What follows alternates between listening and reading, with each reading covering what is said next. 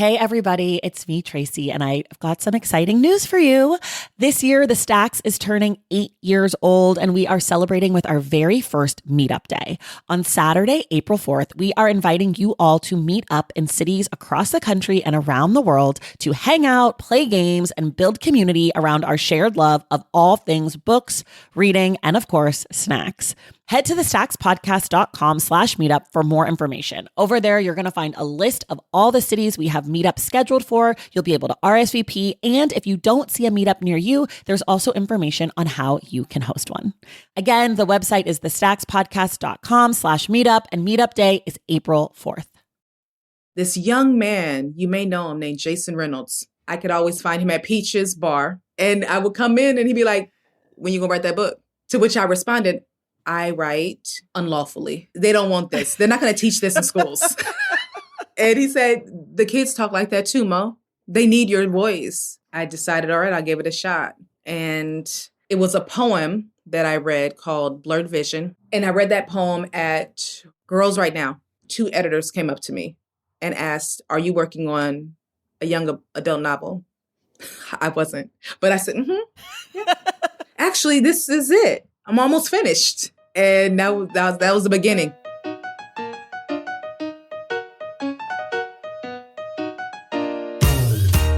Welcome to The Stacks, a podcast about books and the people who read them. I'm your host, Tracy Thomas, and today I am joined by poet, writer, organizer, and educator Mahogany L. Browne. Mahogany is the author of several novels and poetry collections, including the National Book Award longlisted interconnected short story collection, A Bird in the Air Means We Can Still Breathe, and Woke, A Young Poet's Call to Justice. Today we discuss her journey from Oakland, California to critically acclaimed poet. We talk about criticism, perfectionism, and the books that have shaped her. Our book club pick this month is Room Swept Home by Ramika Bingham Risher. We will be discussing that book on Wednesday, April 29th, with Mahogany L. Browne returning as our guest. Everything we talk about on each episode of The Stacks is linked in our show notes. And if you like this podcast and you want more bookish content, more bookish community, consider joining the Stacks Pack on Patreon and subscribing to my newsletter, Unstacked, on Substack. In each of those places, I offer you different perks. Like over on Patreon, we have our virtual book club meetups, we have our Discord, and then on my Substack, you're going to be getting my writing and hot takes, my ranking of the books I read each month, and either place you support, you get to know that you're making it possible for me to make the podcast. So head to patreon.com/thestacks to join the Stacks Pack and subscribe to my newsletter at tracythomas.substack.com. All right, now it is time for my conversation with Mahogany L. Browne.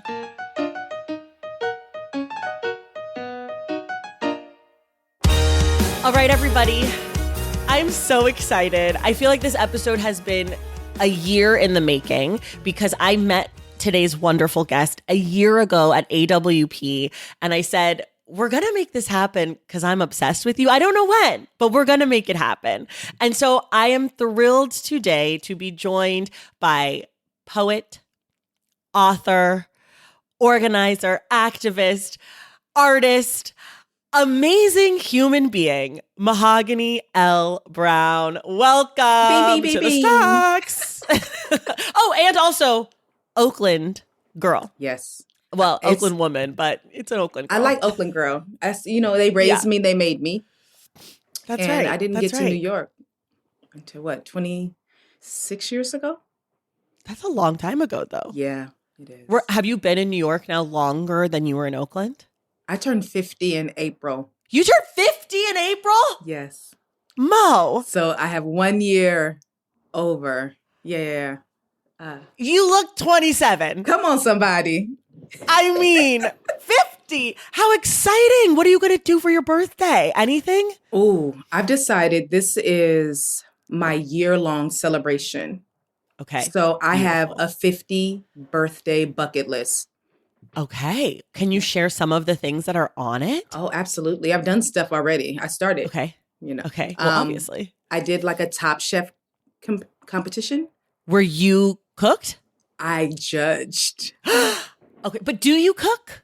Not on purpose. Okay. If I do, who are the top chefs? Always, the problem is, this is what my partner says, you're good at so many things that when you are not good at something, you like get turned off very easily. And I could say that about cooking. It is not a promised, success. Just because I spent 2.5 hours on this roux. Don't mean that gumbo gonna be banging. But my gumbo is banging. Okay. I got like 7, 8 staples that I can make. And that's one of them. That's one of them.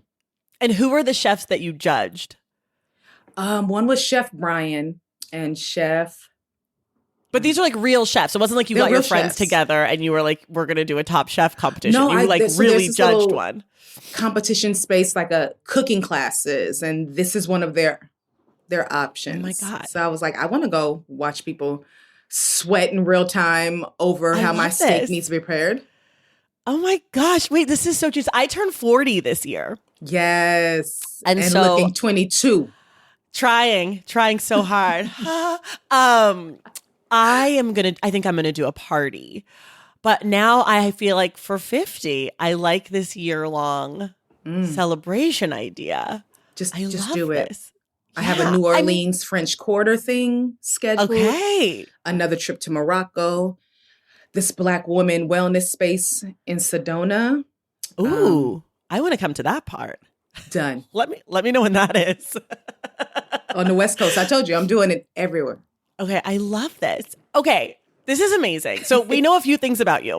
We know that you're celebrating your birthday. Yes. We know that you're 49, almost 50. Yes. What's the actual birthday? 4/20. Okay, wait. I love this. Does this make you an Aries or a Taurus? I'm a Taurus. I love an April woman Taurus. I have like 4 friends who fall in that very slim, there's like a week. And I love you guys. I love it. I don't have any feelings about May women Tauruses, but April women Tauruses, there is something about you guys that I love it. We're just so devout. Our love is devout. Our fight is devout. Yes. And our demand for luxury and good foods is devout. Yes. Okay. I love this. Okay. Here's what I want to know about you. And maybe people listening are curious about this part since this is a book podcast. What is your story with books? Tell us a little bit about yourself, we know you come from Oakland. When did you get into books? When did you decide I'm going to write? Did you decide I'm going to write books? Tell us a little bit. It was 4th grade where I knew I wanted to be an author. It was a project in class. Shout out to Miss Meeks. We'll never forget her. Okay. I knew then, this is so cool. I made this book by hand, the wrapping paper and the cardboard, and you do the glue sticks and you sew, and then you put the story inside. And I just loved the practice. I loved the end result. That's when I fell in love, for real. I then went to the library. But what about the writing part? Did you like the writing part or did you like the book making part? I had terrible handwriting. Okay. But I loved making a story. Okay. And I loved how people listened when I was reading. Because as a young person, you're constantly aware of when someone is listening to you and when they're not, right? So that was the one thing that it felt true.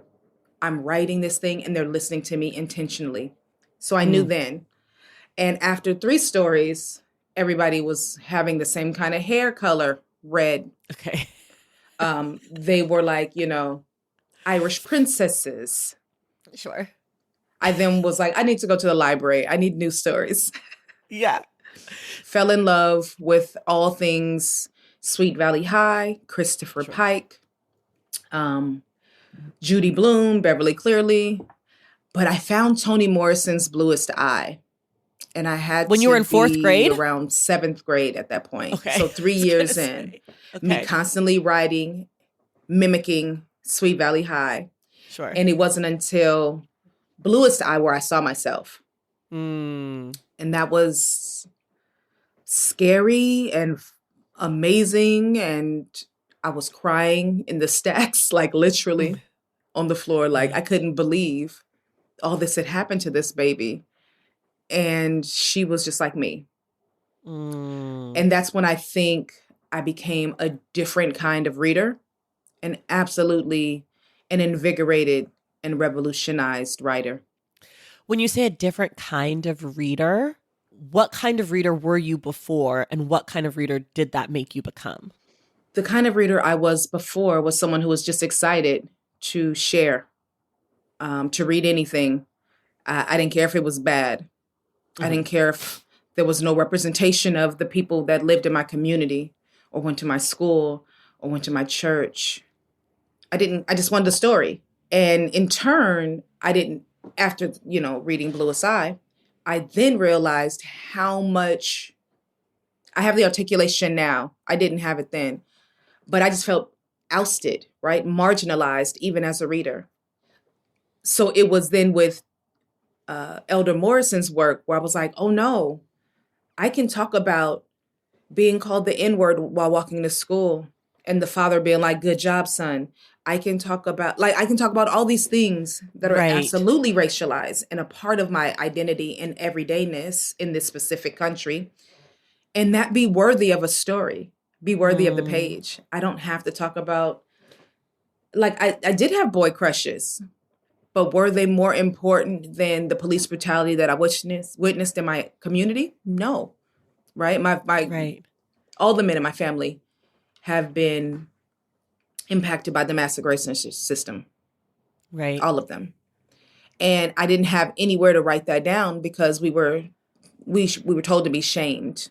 We were taught to be shamed, even if they weren't doing anything. One of my uncles got pulled over because he was driving and he did a California roll, is what the cop said. Oh yeah. Right. So that's what I mean. I was revolutionized and radicalized because I then realized how many of our stories were not in those pages. And I wanted to be the one to bring them there. At least one of. I did find Iceberg Slim and, the truths. They've been there too. But it just felt so inherently different to what I was experiencing. And I wanted to add that to the quilt. I think what's so interesting about Toni Morrison, and this is fresh in my mind because as we're recording this, it's the end of March, which this month on the podcast, we read Paradise. And one of the things I think a lot about with her work is it's really difficult, challenging writing, right? She is challenging her reader with her skill and her craft, She's not making it easy for you. But it's so good that it really puts every other book in sharp contrast, I think as adults, we can all agree that Sweet Valley High and The Bluest Eye are not the same quality, right? Sure. But as a child, you're reading these books and you're like, I love these characters. I love these stories. I'm having so much fun because I also love Sweet Valley High. So I'm just thinking about the ways that going between those two things was probably so crazy. You probably didn't even know that someone could write like that. That was even a way that a story could be told, because at a young age, you're so used to reading books. Even though we had YA a little bit, not like how it is now, but you're used to reading books that are age appropriate, quote unquote. And so I'm fascinated by this idea of you're sitting there being these twins are so great. They're love Bobby, whatever. And then it's Bacola, it's quiet as it's kept. You're wait, what the fuck? That's not even been a sentence ever in the history of anything you've ever read until that moment. But how amazing it was is that it was my grandmother's language, her language, right? You recognized it. Oh my God. It was like my grandma was talking to me. And so my grandmother also introduced me to Harlequin romance. Let me say that. Okay. That was some of my first earliest on my own readings. I think I was 8th, 9th grade. Okay. I wasn't allowed to go where my other cousins could go. So she had the stack and that's what I was reading. But Bluest Eye reminded me of her. Her, how she spoke, the sweetness, the tell it like it is. Yeah. Can't get nothing like that. Do you remember, you've reread it since? The Bluest I Eye? haven't reread Bluest Eye since like maybe 2 years. Okay, but you've reread it since 7th grade. Oh, absolutely. Many times. Yes. Was there ever a time where you reread it and you were like, wait, I read this in 7th grade? Yes. I said, nobody was supervising me. Yeah, because that's what my thought was like 7th grade feels, how did you get any of it? Well, they wouldn't let me check it out. Oh, that's why you were in the library. I read library. it in the stacks. Yeah. Sneaky. Okay, so here's my question for you. When do you actually start taking steps towards becoming a professional writer? Like, when did you you knew you wanted to, but at what point did you go there? After high school, I was writing articles as a freelance journalist. And then I became like an editor at this independent hip hop journalism magazine in Oakland, actually in Berkeley. I was 22. So 22. I was like, I'm writing for real. And I also worked at the Children's Hospital of Oakland. Shout out. Yep.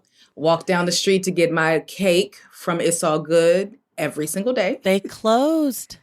Do you know No. that? They just closed this year, like a few months. Devastation. Yeah, that sweet potato cake. Oh, but also the fact that they had this cake spot in the belly of the Black Panther office. Yeah. It was so magical. Dang, I'm so sorry to hear that. Me too. Sorry to bring everyone's mood down. Womp, womp, womp. Yeah. Gentrification. For those of you who've never had the pleasure of having It's All Good Bakery's sweet potato cake, let me just tell you, you have never lived. Ever. I would come to town, get 2 peach cobblers, freeze them, and then bring them back to Brooklyn. Oh my God, so good. Highly worth it. R.I.P. Okay, here's my question for you. Because you write these beautiful YA books. Your book from last year, A Bird in the Air Means We Can Still Breathe, is are these interconnected short stories set during COVID in New York City, in Brooklyn, and throughout the city, in verse and also in prose, about these kids and the community. And I guess, I don't know, I loved this book. I thought it was so sweet and so good. And there's like characters I still think about. And it's like such a, what do you even call it? It's like a slice of life book where it's like you're getting all these different people who are connected, but maybe they don't know each other or they kind of know each other. And it's like, oh, you know, the guy who sold us our whatever. And then you get his perspective or whatever. I just loved it. And I guess I want to know, like, when did you decide you wanted to write for young people? That was hard. That didn't come naturally, actually, for me. So doing the journalism bit, that was a 3-year stint. It moved me to New York. It allowed me to get this internship at XXL and see Kierna, Mayo, and Jocelyn create Honey in real time. Interview Little Kim and X and Khalees. And like, that was my intro into New York City writing. Right. And within 2 years, the misogyny took me out. Like not being able to walk into spaces because my body was in harm's way, just because I'm a woman, right? That kept happening. So the final straw, where during the interview, I was threatened with being pistol whipped because he didn't like my question. Oh. While we were driving. Scary. Down the FDR, 65 easily. And I'm like, do I jump? What do I do? I'm just asking a question about mentorship. That was it. That was it for me. So I fully pivoted, focused on poetry, began touring. And in my touring, I started teaching. Some of these poems were not working with young people, right? So I started writing with a little more deafness, DEF-ness, and mindfulness for my new audience.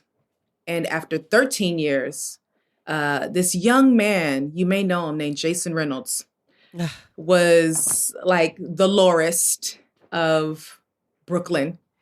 And I could always find him at Peach's the bar top for brunch. And I would come in and he'd be like, when you gonna write that book? We're gonna write that book for kids, Mo. You're doing good with poems, you're killing it. But what about the kids? To which I responded, I write and speak unlawfully. They don't want this. They're not gonna teach this in schools. I curse too much. It's not gonna work. And he said, the kids talk like that too, Mo. They need your voice. You are telling their stories already. Just put it in this form. And so after a year of that, I decided, all right, I'll give it a shot.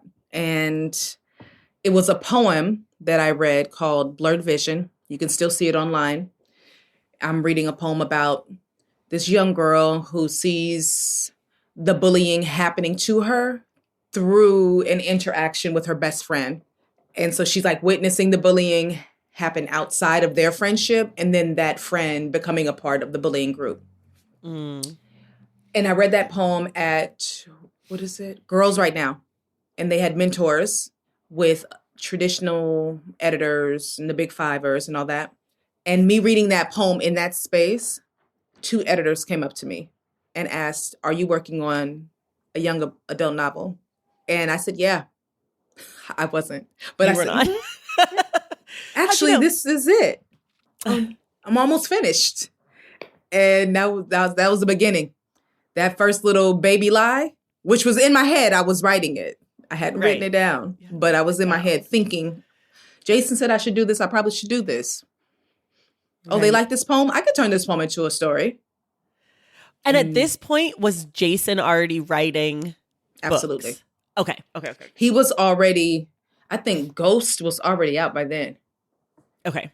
I did not know that Jason was part of your origin story. Yeah.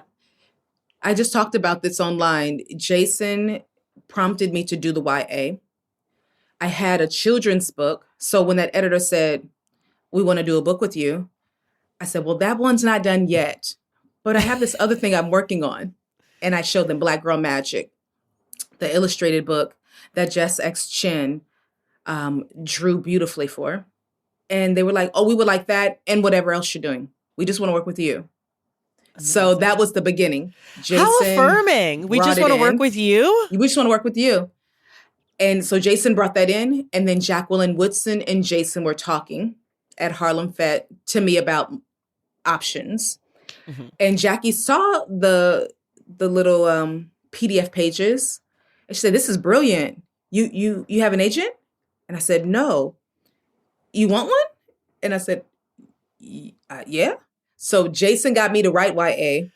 Jackie Woodson got me my agent, walked me right in. Wow. And Nick Stone got my first YA novel picked up by my now editor and her editor, Phoebe A. How do the kids respond to you? Do they love you? Do they eat you up? You know, I want to say yes, they love me. But I think I'm funnier to me than I am to them. I be throwing game. I'm cracking up and they just look at me like, you know? So I just lean in. I lean into. You know, like you've been with Jason when he's been out in the world and the kids just like adore him. Oh my God. I think I'm in love with him. No. The way the kids, I'm like, okay, you can have him. Fine. Like, okay, I'll get out the way. I'm not even that into him, I swear. I'll move. Do you think? No, I don't have it like Jason. No okay. Way. Okay. Absolutely not. I'm so removed from it that I'm like, I'm excited because my kids are 6. Mm-hmm. But I know when my kids get a little older and they start to have like school visits from authors, I'm about to be the coolest mom ever when I'm bringing you and Nick and Jace. I'm going to be like, oh, mommy's friends. Oh, you want mommy's friend to come do a reading at school? Okay. No problem. Let me text Uncle Jay, real quick. Yes. I was like, oh, Uncle Jason. Oh, yeah, sure. I'm sure he'll swing by, Oh, Auntie Mo. Yeah. No, we can get her. I mean, if you guys want her. I mean, she's only been like a National Book Award longlist author, like just like 500 times. So like maybe. It's me. Yeah. I mean, okay, so what is that? What is it like for you to be,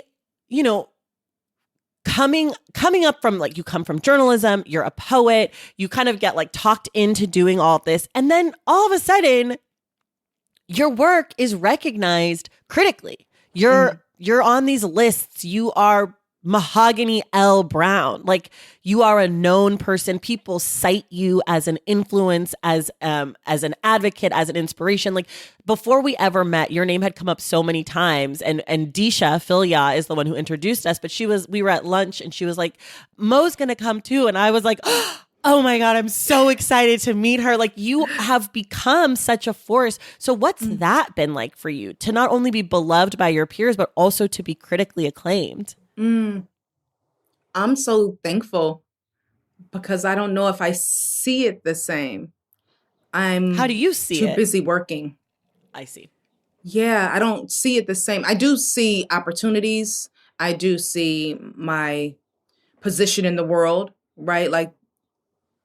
I'm known in several worlds, not just poetry, not just YA, not just theater, not just hip hop journalism. I've kind of I tried to make the rounds of all humanities through poetry. And that feels good to know that people remember me fondly and they hold my name up. Because I come from a space where it's natural to be just a hater. Mm-hmm. It is. Sure. It's natural to want to say, ugh, it's not that good. Or I don't like her because she did. That's the space I come from, the performance poetry world. It can be community, but it can also be, you could be like that little baby in the well. You just can't never get out. Oh, baby in the well. I thought you said baby in the whale. I was like, Moby Dick? No, the well. Yeah. Baby Jessica. Yes. Oh, yes. Oh my gosh. I'm thankful. So when you say it, I'm like, really? That's so dope. Because I only hear, the naysayers. But that's your personality. I think so. I have this too. I deal well with adversity. Me too. One of my family friends is a baseball manager, and we were out to dinner, and he was saying the wins are never as good as the defeats are bad. And I was like, I think this is a personality type. I don't know. Maybe everybody feels that way, but I feel like it's a kind of relentless, hardworking, sort of perfectionist kind of person where it's you could say 10 nice things to me and one mean thing, and I will take that mean thing and I will keep it in a little locket and I will remember it. And then I will fix it. And then I will come back to you and be like, fuck you. Yeah. But the 10 nice things, completely forgotten. They said something nice about me. Totally forgot. Right. Because it also doesn't feel authentic. I'm wondering if it's not just that, but also maybe because our specific world only recognizes or highlights or celebrates or amplifies the lists and the winners and the accreditation and the prizes. We never say, yo, you created a form. Yeah. That's amazing. Yo, you invested 25 hours into making sure young people have a writing mentor. Thank you. We only see, oh, you won the slam, you won the prize, you're in this fellowship. Now I can respect you. And I think because of that, I'm never just happy with the win. Yeah. Were you an athlete? I was. I think this is also part of it. Yeah. I have a whole theory about authors who play sports. What sport did you play? Well, I was a dancer, but I grew up watching sports, I'm an aggressive sports fan. I did volleyball and basketball in middle school, but I was a dancer. But I have a theory about people who are in fields where you get a lot of real-time feedback and where you take a lot of L's, right? Like as a dancer, you'll be on stage and your director will be like, you look fat. And you're like, okay, got to finish this 8 counts of 8. Like you'll be in the middle of a thing and they'll be like, suck in. And you're just like, okay, like, thank you for the reminder. Or like when you're an athlete, it's like you lose. Yeah. Sometimes your team loses. Sometimes you lose. Sometimes like, and that's just how it is. And I am fascinated by people in like one of the things that has been the most like jarring for me as a person who talks to writers is that a lot of writers who did not have a sports or like that kind of background, like a real-time feedback background, really struggle with the criticism. Like it's like debilitating for them. Whereas like for me, and I think what I'm hearing from you is for you, it's like something not only that it like fuels you, but also that it's something that you are just like anticipating. You just know it's going to be there. And it's like, it's not going to debilitate you because it's part of the whole thing. And so I do feel like it's like if you were an athlete or whatever, you can handle, you're just like more primed to handle these things than people who were like, I always wanted to be a writer. And I was like, from a young age, I just was like writing. And I'm like, right. I did an MFA and, you know, but I don't know if it's real. That's just my theory. That's a good theory. I'm actually leaning into it because I'm like, oh, that's something. I'm not disabled, but my feelings are hurt, right? I'm also working because I know that, can I curse? Of course. I've sworn like 50 times. Because I just thought of something my brother said. He's the one that taught me to play softball. He said, what you eat don't make me shit. That's it. So the fact that someone is, you know, chopping their gums doesn't mean I have to follow them. That's right. And what they're saying doesn't have to impact me. I don't have to digest it. I can let it be what it is and keep it moving. Yeah. Another friend what position says, while you're sharing all your opinions, just remember you are the one in the audience clapping for me. And I love that. Those two help me. That too. The one that my friend says to me whenever people like criticize an episode of the show or like, I didn't agree with what you said or whatever, they always say, well, I can't wait to hear your podcast episode on that. Beep, beep, beep, beep, beep, beep. And so looking forward to your episode. Write that book. I love when they're like, you need to write about this. Maybe you should write that book. Maybe you should write that book. Yeah, do that Thank podcast. you for giving me more work. Yeah, that's exactly right. Tracy put a lot of effort into this podcast, okay? I got 5 emails with distinctively different directions. Baby girl is primed. She got us primed. How dare you? You know, hold them opinions. I do send a lot of emails because you'd be shocked how many people we've perfected this email because over the last 8 years, we've had some issues. I'm not mad at it. I felt held. Okay, good. I'm so glad. Okay, we're going to take a quick break and then we're going to come back and talk more about books. When I started the Stacks, I quickly learned there was a lot more to having my own business than talking to authors and reading a lot of books. There were scripts to be written, episodes to be scheduled, logos to create, social media to manage, and you know what? That's just the tip of the iceberg. This list was endless. It felt like I was spending more time sorting through logistics than reading books. When you're starting your own business, it helps to have a tool that can simplify everything so you can focus on what matters most. That's why I want to introduce you all to Shopify. Shopify makes starting your own business feel seamless with hundreds of ready-to-use templates to build your brand identity, AI tools to help you write copy and enhance images, and built-in marketing tools to create bespoke email and social campaigns and reach even more people. The best part is you can manage all your tasks in one place, making your life easier and your business operations way more efficient. Shopify is the commerce platform behind millions of businesses around the world, from household names to startups. Want to add your name to the list? Start your business today with the industry's best business partner, Shopify, and start hearing. Sign up for your $1 per month monthly trial today at shopify.com/thestacks. Go to shopify.com/thestacks. That's shopify.com/thestacks. Guess what April is? It's the Stacks anniversary month. That's right. We are officially 8 years old this month, which, what? How can that even be possible that I have been talking into this very microphone for 8 years straight with all of you? I love it. It is one of the great joys of my life, and I could not do it without the support of people. Listening to this independent podcast every week goes such a long way. And if you want to go the extra mile, consider supporting us on Patreon and Substack as well. In both of these spaces, if you join on a paid tier, you make it possible for me to make this podcast every single week, and you earn perks for yourself. Over on Patreon, you can come to our book club meetups, which are a hoot. You can join in our very active private Discord channel. You can be part of our annual mega reading challenge, which helps you diversify and broaden your reading life. Plus, you get an exclusive bonus episode every month. Over on Substack, you get that same bonus episode. Plus, you get all of my hot takes when you read my newsletter Unstacked. Making this podcast takes an entire village. I do mean that. As an independent creator, I could not make this show without the support of my Patreon and my Substack subscribers. You all allow me and my team to do the work that we love. Thank you, thank you, thank you.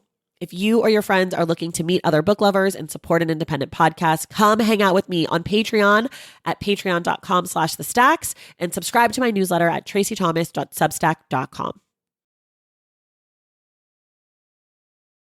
All right, we are back. I did not prepare you for this next question. Okay. This is called Ask the Stacks, and someone has written into askthestacks@thestackspodcast.com. Also, people, please send us some of these. I'm at the very end, okay? Email askthestacks@thestackspodcast.com. This is from Nichelle, and she says, much like yourself, I enjoy nonfiction. Give me a memoir or true crime and I'm in. However, I have read so many of Tracy's book recommendations in these genres that I feel like there's nothing great left. And then she listed a few of her favorites. And so here are the favorites. Heavy by K.S.A. Lehman, Hunger by Roxane Gay, Eloquent Rage by Brittany Cooper, Born a Crime by Trevor Noah, How the Word is Passed by Clint Smith, and Breathe by Imani Perry. Those are good She says lists. anything similar to these titles would be great. Yes, it's a great list. It's a bunch of my favorites. So I'm going to give her 3 recommendations. Okay. I'm going to invite you to give her 1 to 3, depending on whatever you come up with, since I sprung this on you. I can go first or you can go first. Okay, you go first while I look. Okay. And it's nonfiction. Nonfiction, memoir or true crime. Okay, so here's what I decided, Nichelle. Because you've read all of my favorites already, I'm going to give you 2 brand new books, one that's not even out as you're listening to this, so that I know you haven't read it yet, which is London Falling by my other boyfriend, not Jason, Patrick Radden Keefe. I like to have at least 2 boyfriends going. You guys know that about me. London Falling is by Patrick Radden Keefe.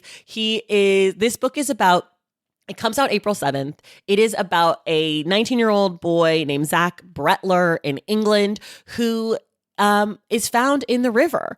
The Thames, is that how you say it? The Thames? Mm-hmm. His parents are trying to figure out what happened to him. He has been involved with some sort of seedy dudes from London, and it is deep investigative journalism. You guys know I love Patrick from Say Nothing and also Empire of Pain. And this is a much smaller story. I think some people are going to be confused why Patrick's writing such a small story, since his last 2 books were about really big things, but I love it. If you love his kind of writing, I think he's really firing on all cylinders. So that's one. The other one is a memoir. I read this last year, but it came out in January. I did not think I was going to like this book, but I read it and I sneaky loved it. It is Extreme White Mess. It's called Strangers by Belle Burden. She is like a grandchild of New York City elite socialites. Her husband decides during the first week of COVID, you know what? I don't actually want to be married to you anymore, abandons the family, and this is her memoir. Mm. And what I like about the book is it does touch on some real stuff about women and marriage and finances, but also because they're so rich, there's a distance to it that makes it sort of enjoyable. And then the last one is by poet and memoirist. It is Light of the World by Elizabeth Alexander. This book is not brand new, but it is so beautiful. We did it for book club here, I want to say in 2019, and I still think about this book all the time. It is about her husband dies suddenly. She's got these 2 young kids, and it's her memoir. And it is, if you've read, Magical Thinking by Joan Didion, to me, it's better. I think this is a better grief memoir. I love this book so much. So those are my 3 recommendations. I would recommend Elizabeth's as well. One of my favorite.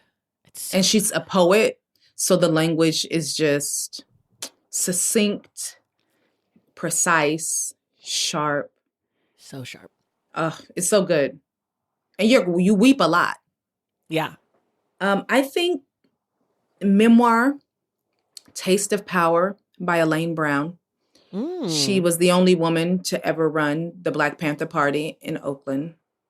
But also she writes about SA cases that occur to her while she is a leader, and how she had to negotiate that space while also trying to liberate Black people. I think I also really, really cannot get over the essay collection by Ross Gay, Inciting Joy. Also nonfiction, dealing with grief after the loss of his father, and after losing my grandmother, my sister, and my cousin, all in a span of 8 months. Ugh. That was something that I kept turning to, his words, because there's so much gratitude for the departure. Like, even though it's happening, even though you feel like you can't pick yourself up, this is what it means to be alive. And such a good book to use as a touchstone. I love it. Those are so good. Nichelle, if you read any of our recommendations, let us know how we did. And everyone else, email askthestacks@thestackspodcast.com. I'm begging you. Okay. 2 books you love, 1 book you hate. 2 books I love. Salvage the Bones by Jasmine Ward. Black Girl in Paris, Shea Youngblood. I don't know that. I've never even heard of that. I'm going to find you a copy. We just lost Sister Youngblood a couple of years ago. And she had the tenacity of like June Jordan with the romance of Beverly Jenkins. That's a good merger. Those are my 2 loves. What did I hate? Do it. I saw the face. Do it. Softcore. Oh, with the one with like the glove on it? Yeah. Yeah. Okay. Do not recommend. Okay. Because if you have Luster by Raven Leilani. You don't need it. And we do have Luster. I love Luster. We did that for book club here. A joy. I love that book. Good. I love a messy Black woman. Young girl. I'm just like, yes. Black Girl in Paris is that. You're going to love it. Okay. I'm telling you. I can't wait. Who needs Emily in Paris, right? No one. Okay. What kind of reader are you? So I have ADHD. Okay. And funny enough, I grew up with it. I knew I had it. My brother has it. My mom has it. Like, it's there. So the way I dealt with it is I just read 3 to 4 books at a time. Got it. When I'm bored, put it down, pick up the other. I have a poetry book, short story collection, a fiction book, and then an anthology of some sort. Okay. What are you reading right now? I just finished rereading Room Swept Home. And that's our book club pick for the month. Yes. I had to reread it. That girl, she go. And I'm also reading Hala Alyan. I'll tell you when I'm home. The new memoir. Okay, that's the memoir? Yes. So Hala also was on this show 2 years ago for Poetry Month. Yes. Which was a joy. I gotta say, I don't read a lot of YA and I don't read a lot of poetry, but when I do feel like I get the best people. I'm just saying, you're choosing the right ones. So which I have like a whole committee who helped changed your mind, like a couple of them. Who changed my mind? Well, okay. I mean, obviously Jason Reynolds. Yeah. I think Fred Joseph is great. Yeah. I mean, I'm going to be really honest. Suzanne Collins, Yeah. those Hunger Games books are We talk phenomenal. about this. You're the only one I can text about it. I love those books so much. So definitely her. Jose Olivares is a poet who really helped me figure out that I liked poetry. Also Nate Marshall. Yep. Also Ellen Bass. I've never had her on. Okay. But she speaks to something in me for real. Last year we did Lucille Clifton with Tiana Clark. Yes. And that combination, Tiana and Lucille and I, that was pretty wonderful. Yeah, that's a nice matriarch right there. Yeah. You have all the people I love. I mean, so the way that I pick people for Poetry Month, and for the most part, is that I have a group chat with Nate Marshall and Jose Olivares. They're like real best friends, and I've just inserted myself in their relationship, barely. And the poetry group the group chat I titled The Three Poets, because obviously I'm the third poet. And every year I reach out to them anytime I read any poem that I think is good. And I tell them, I read something that I liked. And in March or in February, I usually reach out to them and I say, okay, like, what are some collections that you think I would like? Who are some poets? This year I didn't do that because I knew that I was going to ask you because we had met. But last year they were like, you'll really like Tiana. Sometimes poets will send over like, these are the collection, like a list of collections that maybe we should do on the show. And then I send that list to them and I say, okay, you guys tell me. Right. Which is real. Well, also like they know my taste, but I don't really know my taste. I have a hard time articulating exactly what it is I like in poetry. And so I'm like, would I like this collection? Would I like, so they really are my like poetry guides so far. I'm getting better, but they have really helped me. So I owe them a great debt of gratitude. And then a few years ago, we did something called Poetry Therapy, which we made up, which is for a bonus episode. I had 5 different poets come on. They each picked an accessible poem that they love. They sent it to me.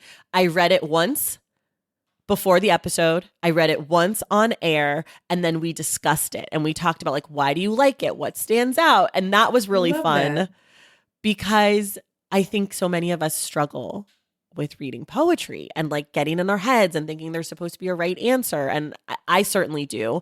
And I feel like talking to poets about poems opens up something that maybe you wouldn't get just talking to a person who doesn't write and think about poems in the same way. So I think we might run back Poetry Month again for a bonus episode this month. That sounds super fun. It's also, excuse me, it's also what they do in poetry workshops. You bring a poem in and you analyze. And all analysis is not, this is correct or this is wrong. Yeah. A lot of it is, what were you taught? How were you taught to read? And some of us may not have the articulation that is normal to the tradition of poetry, but we absolutely have the words to speak about our humanity. Yes. Something that they do in my kids' class or in kindergarten is they will show like a picture and then they call it notice and wonder. And they're supposed to notice things and then wonder about things. And I've been thinking a lot about that since I learned about that they were doing this when I read poems. Like, it's like, there's not a right answer. It's just like, what do you notice in this poem? What do you wonder about this poem? And I'm like, this is such a more helpful framework for like seeing the world. I mean, it's a great framework for kids to start, their education career. But also I was just thinking like, yes, there isn't necessarily a right answer. Just like, this is what I'm getting out of this poem. This is what I'm noticing. This is what I'm wondering. This is about you though. I don't know why I'm talking so much. This is good. I love notice and wonder. That is that's the crux of poetry building. Yeah. I mean, it's the crux of art making. You have to notice. Don't you think it's the crux of all art making? Oh, I would love to believe so. I don't know. Good art making? Because I think that there's a different kind of muscle used with that alchemy. But I think you're right on the basis, the foundation of being an art curator and creator means you have to notice the world around you, notice what's missing, notice what's there, notice who's remembered, notice who's erased, and then wonder the exact opposite. Yeah. I mean, I don't necessarily think that this podcast is art per se, but I do feel like notice and wonder is basically the central tenets of how I read every book, right? Like that's how I come up with the questions. I notice what has been mentioned in the book and I wonder, why did you do that? Or I wonder, why didn't you do this? Or I wonder, how did you name that person? Like, so I feel like notice and wonder is like a really good way to be in the world, I think. I love. There's a lot of people who could notice and wonder a little more. Certainly wonder. Or read. Just read. Or try. And not read the books written by AI, not read the materials where they created quotes from their imagination, stats from their imagination. How you writing a nonfiction book with fake facts? That's nuts. I can't even build a boat with this. We're going to sink. Okay. What are some books you're looking forward to reading? That are not yet out? No, it could just be books you've been meaning to get to. It could be anything.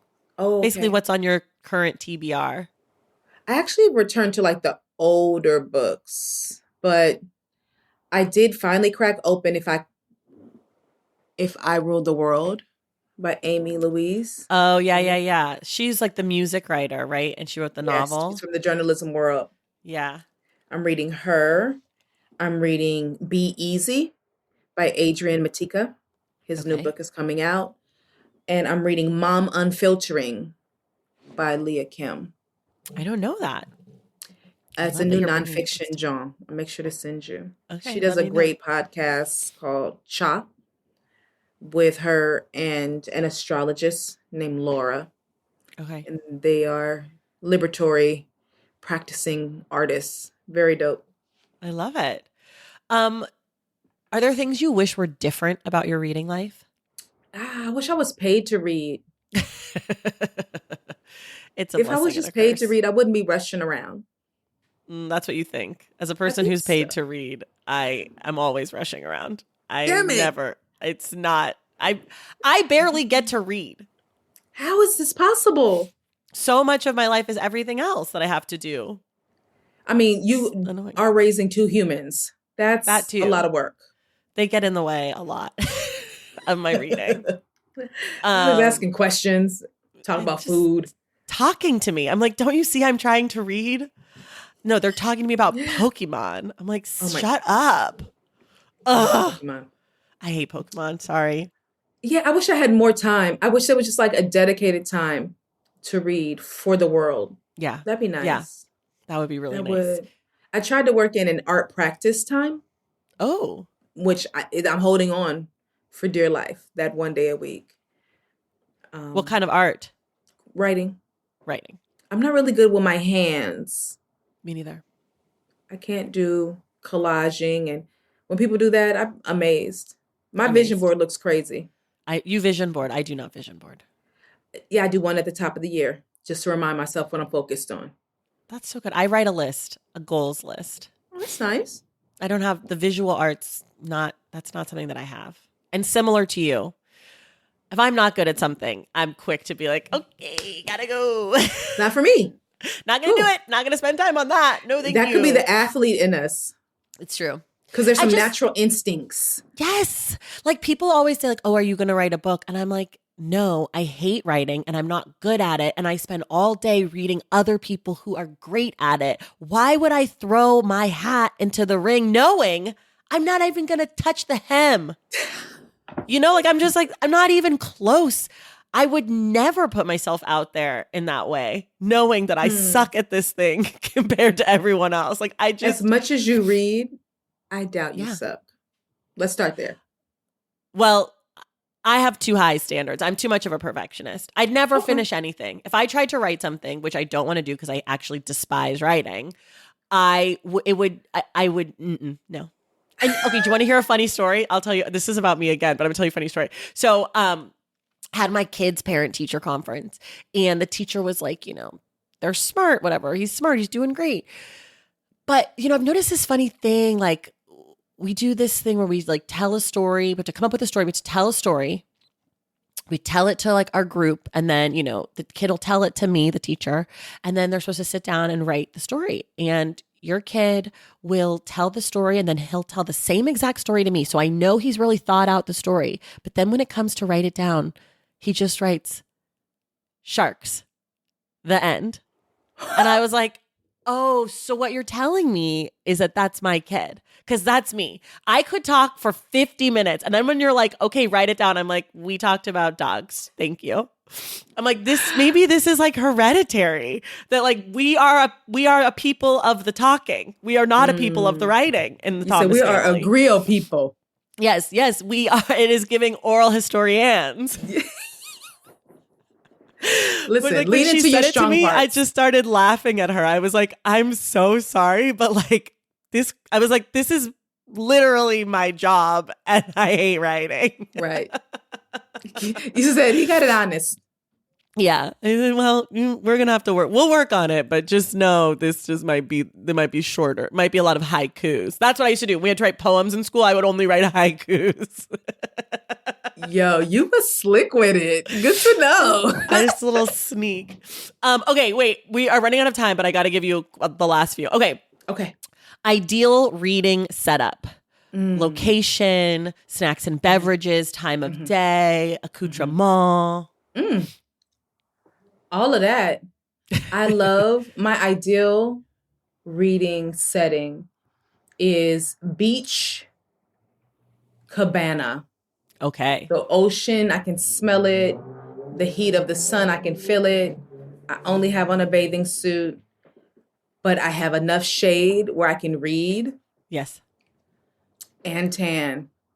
Okay. I love the sun. Oh, I hate the sun. The accoutrement. Oh, pina coladas. Okay. My cup is never empty. Okay. Snacks? And snacks, jalapeno kettle chips. Okay. A nice little chicken tender. Okay. Lightly breaded. Okay. Lemon pepper. Yum. Okay. Wing, Yum. of course. Love a proper fry. Yes. And a ranch, Caesar salad. Ketchup. Okay, Caesar salad and Ranch. French fries, my favorite. Ranch, thank Ranch, you. for sure. A blessing, for sure. I love this. We could definitely hang out. We're gonna be fed and read. And read. Though I will be fully in the cabana with a long sleeve shirt on. I do not sun? like to be in the sun. No. What? I do not like the way my skin feels after being in the sun. It's like that tight kind of like. Yes. I hate that so much. Okay. So I Even have a with hat. Sunscreen. I wear sunscreen all the time, constantly. 50 every day. SPF 50 every day. Yes. I mean, you are in California. You should. I do. I do not do any skin routine except for sunscreen every day. That's it. Got it. Well, that's why you look 22. Well, so everything else is a lie. I've never done anything else. Okay. What's the last book that made you laugh? The last book that made me laugh. Little Rot of Quakey and Messy. I love that book. Last book that made you cry? I haven't cried since Salvage the Bones. Okay. Last book that made you angry? Well, that made me angry because I didn't like it. If I'm thinking of like the emotions that were invoked were on purpose, the most visceral memory I have is Push by Sapphire. Okay. That pissed me off. I threw the book across the room. Is there any book that you feel embarrassed for never having read? I haven't read any Joan Didion. Okay. Isn't there like a Yes book she has? Is it Year of Yes? Hers is the Year of Magical Thinking. Year of Magical Thinking. Book. And it's incredible. My friends talk about it all the time. It's really good. Actually, you should read it. You're kind of in your grief season a little bit right now. I'm going to order it. I did love that book. I read it years ago. I like Joan Didion, but I don't go hard for her. I read her essays and articles, but I've never read a Yeah. book by her. Yeah. I mean, The Year of Magical Thinking is pretty good. Is there a book? Do you have a problematic favorite book? Iceberg Slim. Okay. That was a good book. Yeah. He was a visceral writer. Yeah. Be More Careful. Urban Lit. Love it. Yeah. Lived it. So to read it was like, Yeah. we were there. Do I return to them now? No, because it's kind of like returning to like season 3 of a Perry episodic. Right. If you were a high school teacher, what is one book you would assign to your students? Maya Angelou's I Know Why the Caged Bird Sings. I've never read that. It's a good one. It's especially good for young people because it's real life stuff happening in the book. Yeah. But it also centers the child in these like really painful situations. Yeah. But to know that she survived it and became so much, I think that is extremely helpful for young people who are constantly surviving. Yeah. And they don't have real life numbers for who gets out, who makes it.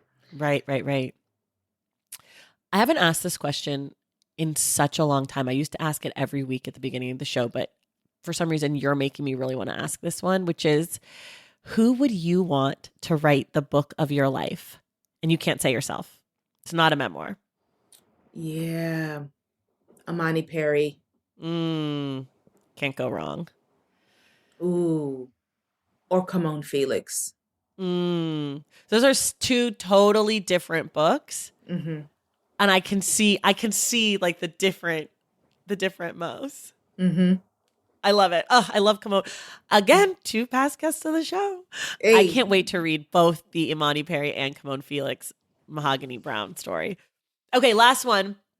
If you could require the current president of the United States to read one book, what would it be?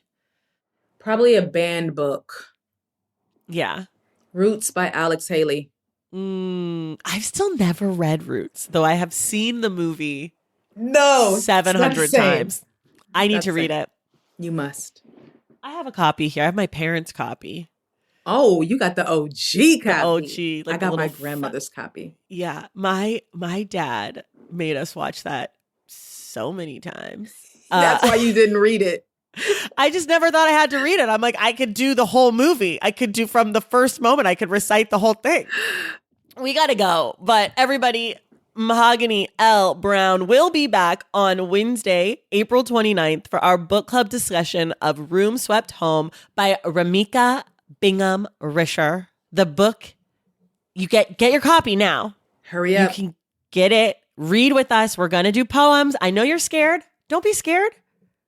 Don't be scared. We've got the great Mahogany L. Browne to help us. So, I mean, if you are scared, it's fine. I'm also scared, but it's fine. It's fine. We're just going to notice and wonder together. Notice and wonder together. Thank you so much for being here. I adore you. Thank you, Tracy. I just got to say, you're one of the best things that Oakland, California has produced. Oh my God.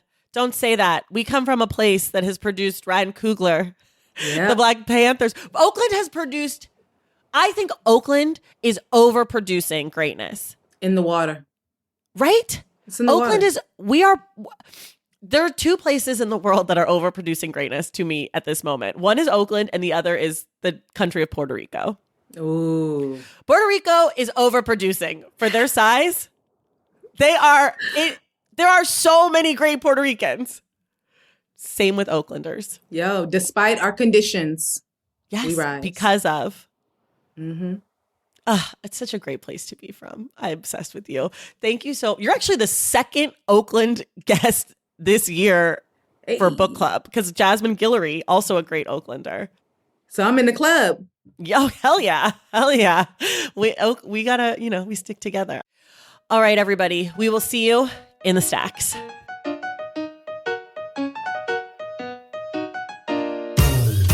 Thank you all for listening, and thank you again to Mahogany L. Browne for joining the show, and a special thank you to Disha Filia for making this episode possible.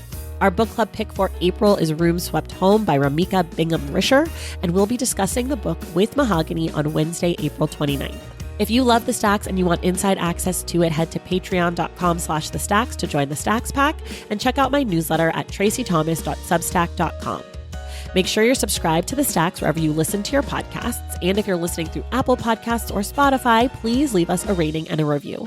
For more from The Stacks, follow us on social media at The Stacks Pod on Instagram, Threads, and YouTube. And check out our website at thestackspodcast.com. This episode of The Stacks was edited by Christian Duenas with production assistance from Sahara Clement. Additional support was provided by Cherie Marquez, and our theme music is from Tigirigis. The Stacks is created and produced by me, Tracy Thomas.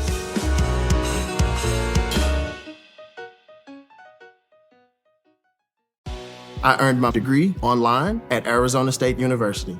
I chose to get my degree at ASU because I knew that I'd get a quality education, they were recognized for excellence, and that I would be prepared for the workforce upon graduating. To be associated with ASU, both as a student and alum, it makes me extremely proud, and having experienced the program, I know now that I'm set up for success. Learn more at asuonline.asu.edu.